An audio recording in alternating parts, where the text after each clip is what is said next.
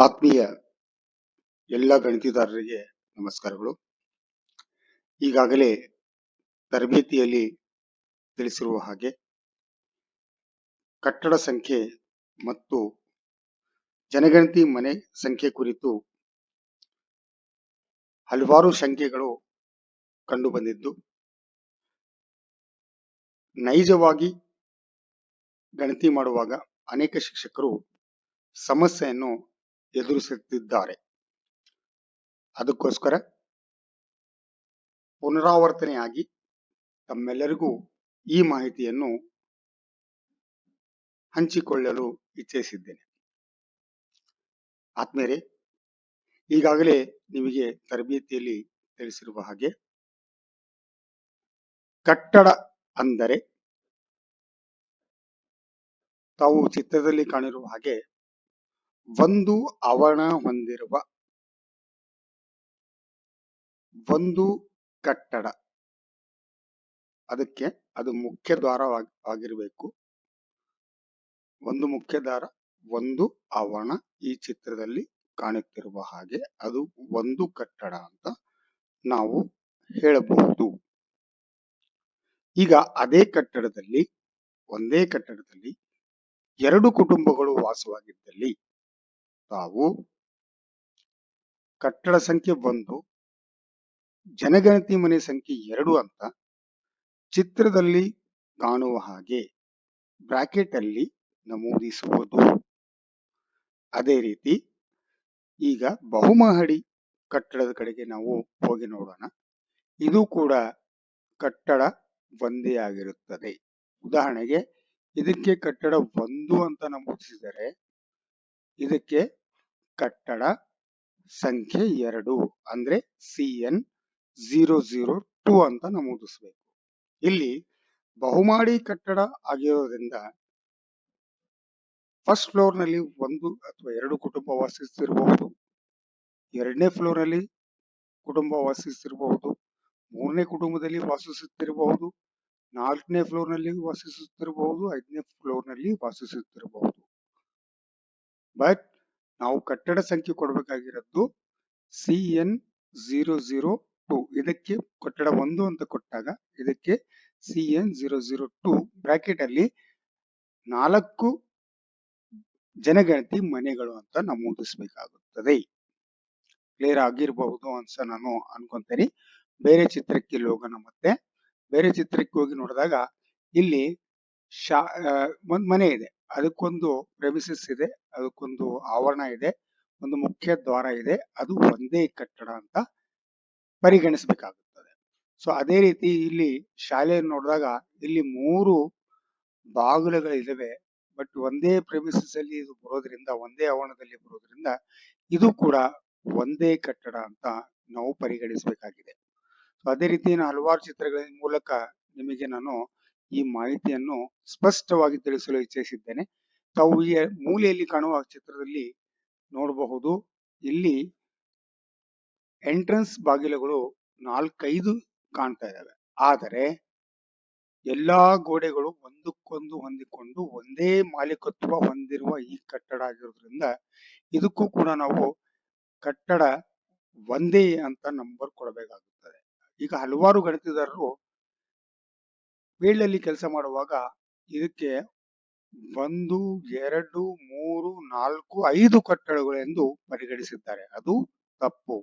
ಇದು ಒಂದೇ ಕಟ್ಟಡ ಅಂತ ಪರಿಗಣಿಸಿ ಇಲ್ಲಿ ವಾಸಿಸುತ್ತಿರುವ ಎಷ್ಟು ಕುಟುಂಬಗಳಿದಾವೆ ಅದು ಕೌಂಟ್ ಮಾಡಿ ಅಲ್ಲಿ ಬ್ರಾಕೆಟ್ ನಲ್ಲಿ ಬರೆಯಬೇಕಾಗುತ್ತದೆ. ಇನ್ನ ಬಹುಮಹಡಿ ಕಟ್ಟಡದ ಕಡೆಗೆ ಮತ್ತೊಂದು ಸ್ವಲ್ಪ ನಾನು ಸ್ಪಷ್ಟನೆ ಕೊಡ್ಲಿಕ್ಕೆ ಇಚ್ಛಿಸಿದ್ದೇನೆ. ಇಲ್ಲಿ ನೀವು ಚಿತ್ರದಲ್ಲಿ ಕಾಣಿರುವ ಹಾಗೆ ಇದು M1 ಅಂತ ಒಂದು ಕಟ್ಟಡ ಅಂತ ಭಾವಿಸೋಣ. M1 ಅಂತ ಎಕ್ಸಾಂಪಲ್ ಆಗಿ ಕೊಟ್ಟಿದ್ದಾರೆ. ನಾವು ಅದನ್ನ CN004, 005, 006, 10 ಏನಾದ್ರು ಕೊಡಬಹುದು. 010 ಅಂದ್ರೆ 10 ಆಗುತ್ತದೆ CN ಪ್ರಿಫಿಕ್ಸ್ ಜೊತೆಗೆ. ಸೊ ಇದು ಕೂಡ ಕಟ್ಟಡ 1 ಅಂತ ನಾವು ಭಾವಿಸಬೇಕು. ನಾವು ಇವಾಗ ಫೀಲ್ಡ್ ನಲ್ಲಿ ಹೋದಾಗ ಹಲವಾರು ಗಣಿತದಾರರು ಏನ್ ಮಾಡಿದ್ದಾರೆ, ಕೆಳಗಿಂದು ಕಟ್ಟಡ 1, 2, 3, 4, 5, 6, 7, 8 ಕಟ್ಟಡ ಅಂತ ತಪ್ಪಾಗಿ ನಮೂದಿಸಿದ್ದಾರೆ. ಇದು ತಪ್ಪು.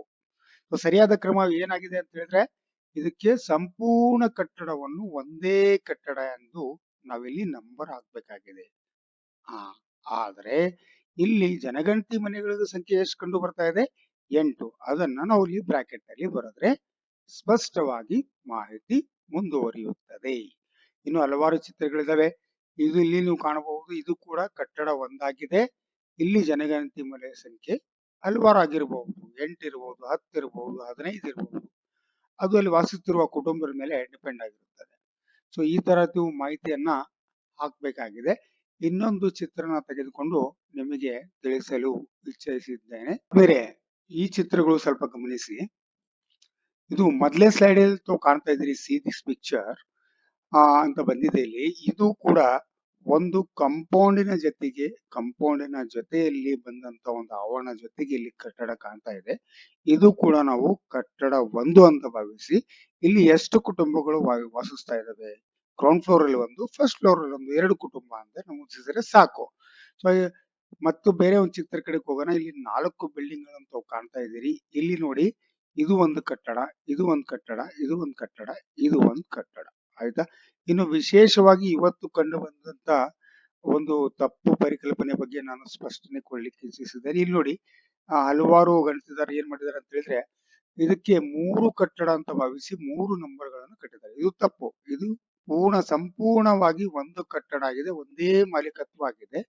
ಸೊ ಅದಕ್ಕೆ ನಾವು ಇಲ್ಲಿ ಏನ್ ಮಾಡೋದು, ಕಟ್ಟಡ ಸಂಖ್ಯೆಯನ್ನ ಏನ್ ಸೀರಿಯಲ್ ಆಗಿ ಬಂದಿದೆ, ಇಲ್ಲಿ ಉದಾಹರಣೆ ಹಿಂದಿನ ಕಟ್ಟಡ 8 ಬಂದಿದ್ದಾರೆ, CN008 ಬಂದಿದ್ದಾರೆ, ಇದಕ್ಕೆ CN009 ಅಂತ ಕೊಟ್ಟುಬಿಟ್ಟು, ಇಲ್ಲಿ ಬೇಕಾದ್ರೆ ನೀವು ಗಣತಿ ಮನೆಗಳನ್ನ 4 ತೋರಿಸ್ಕೊಂಡು ಅದರಲ್ಲಿ 3 ವಾಸೇತರ ಕಮರ್ಷಿಯಲ್ ಉಪಯೋಗಕ್ಕಾಗಿ ಅಂತ ಅಲ್ಲಿ ನೀವು ಎನುಮರೇಷನ್ ಮಾಡುವಾಗ ಅಪ್ಲಿಕೇಶನ್ ನಲ್ಲಿ ತಾವು ಇತ್ಯಾದಿ ಅಥವಾ ಕಮರ್ಷಿಯಲ್ ಅಂತ ನಮೂದಿಸಿದ್ರೆ ಆ ಮಾಹಿತಿ ಸ್ವೀಕರಿಸುತ್ತದೆ.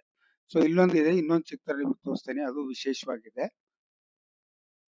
ಈ ಚಿತ್ರ ತಾವು ಕಾಣ್ತಾ ಇದ್ದೀರಿ. ಇದು ಕೂಡ ಒಂದೇ ಮಾಲೀಕತ್ವ ಹೊಂದಿರುವ ಒಂದು ಸಂಪೂರ್ಣ ಕಟ್ಟಡ.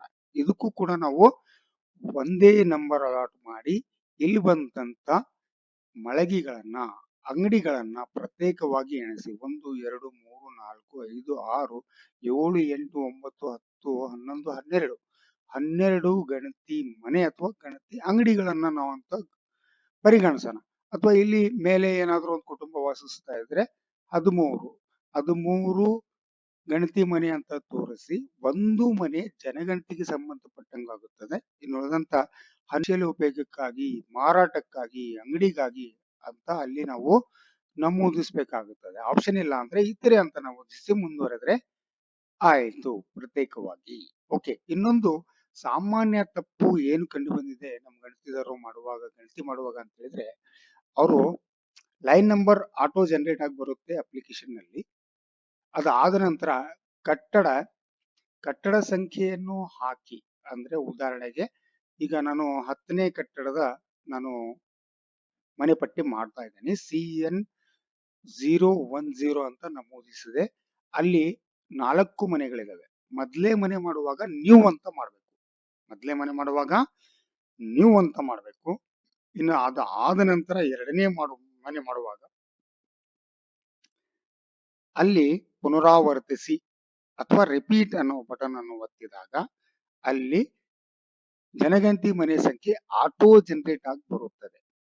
ಅದು ಮುಂದಿನ ಮಾಹಿತಿ ತುಂಬಿ ಮತ್ತೆ ಅದೇ ಕಟ್ಟಡದಲ್ಲಿ ಇನ್ನೂ 2 ಮಾಡಬೇಕಾಗಿದ್ದಲ್ಲಿ ನಾವು ಏನ್ ಮಾಡೋದು ಅಂದ್ರೆ, ಮತ್ತೆ ಸೇಮ್ ಕಟ್ಟಡ ಸಂಖ್ಯೆ ನಮೂದಿಸಿ ರಿಪೀಟ್ ಅಂತ ಒತ್ತಿದಾಗ ಮತ್ತೆ ಅದು ಜನಗಣತಿ ಮನೆ ಸಂಖ್ಯೆ ಆಟೋ ಜನರೇಟ್ ಆಗಿ ಕೆಳಗೆ ಎಲ್ಲಾ ಮಾಹಿತಿ ಕೇಳ್ತದೆ. ಇದೇ ಅಲ್ಲಿ ಜನಗಣತಿ ಮನೆಗಳನ್ನು ಮುಗಿಯುವವರೆಗೂ ಕೂಡ ಇದೇ ತರದ ಮಾಹಿತಿ ನಾವು ಅಲ್ಲಿ ತುಂಬಬೇಕಾಗಿದೆ. ರಿಪೀಟ್ ಅನ್ನ ಬಟನ್ ತಗೊಂಡು ಇನ್ನೊಂದ್ಸರಿ ಹೇಳ್ತಾ ಇದ್ದೀನಿ.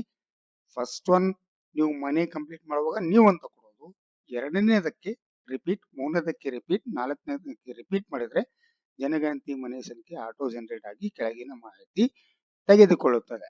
ಇನ್ನ ಬೇರೆ ಕಟ್ಟಡಕ್ಕೆ ಹೋದಾಗ ಅಲ್ಲಿ ಕಟ್ಟಡ ಸಂಖ್ಯೆ ಏನಿದೆ ನಮೂದಿಸಿ ಮುಂದಿನ ಮಾಹಿತಿ ತುಂಬಿ ಈ ತರ ಮುಂದುವರೆದ್ರೆ ನಿಮ್ಮ ಜನಗಣತಿ ಸಂಪೂರ್ಣವಾಗಿ ಪೂರ್ಣವಾಗುತ್ತದೆ.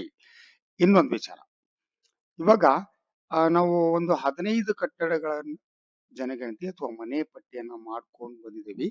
16ನೇ ಮನೆ ಏನಾಗಿದೆ ಅಂದ್ರೆ ಅದು ಲಾಕ್ ಆಗಿದೆ. 16ನೇ ಕಟ್ಟಡ ಅದು ಲಾಕ್ ಆಗಿದೆ. ಲಾಕ್ ಆದಾಗ ನಾವು ಮುಂದುವರಿಬಾರ್ದು. ವಿನಃ ಅಲ್ಲಿ 16ನೇ ಕಟ್ಟಡಕ್ಕೆ ನಿಂತ್ಕೊಂಡು ಅಲ್ಲಿ ಈ ಮನೆ ಲಾಕ್ ಆಗಿದೆ ಅನ್ನೋ ಮಾಹಿತಿ ಬರೋವರೆಗೂ ನಾವು ಮಾಹಿತಿ ತುಂಬಿ ಅದನ್ನ ಇಟ್ಟುಕೊಳ್ಳಬೇಕು. ತದನಂತರ ಆ ಕಟ್ಟಡದ ಮಾಲೀಕರು ಅಥವಾ ಬಾಡಿಗೆದಾರರು ಅಲ್ಲಿ ಬಂದಾಗ ಪುನಃ ವಾಪಸ್ ಬಂದು ಎಡಿಟ್ ಆಪ್ಷನ್ ಹೋಗಿ ಎಡಿಟ್ ಮಾಡಿಕೊಂಡು ಆದ ನಂತರ ಮಾಹಿತಿ ತುಂಬಿದ್ದಲ್ಲಿ ನಿಮ್ಮ serial number as per the map ಹೋಗುತ್ತದೆ. ಇಲ್ಲ ಅಂದ್ರೆ ಆ ಮನೆ ಬಿಟ್ಟು ನೀವು ಬೇರೆ ಮನೆಗೆ ಹೋಗ್ಬಿಟ್ರೆ ನಿಮ್ಮ ಸೀರಿಯಲ್ ನಂಬರ್ ತಪ್ಪು ಹೋಗುತ್ತದೆ.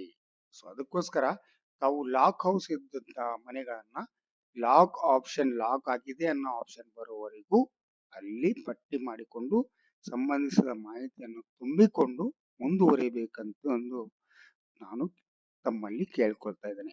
ಎಲ್ಲರಿಗೂ ಧನ್ಯವಾದಗಳು. ಈ ವಿಡಿಯೋನ ಗಮನವಿಟ್ಟು ಕೇಳಿ.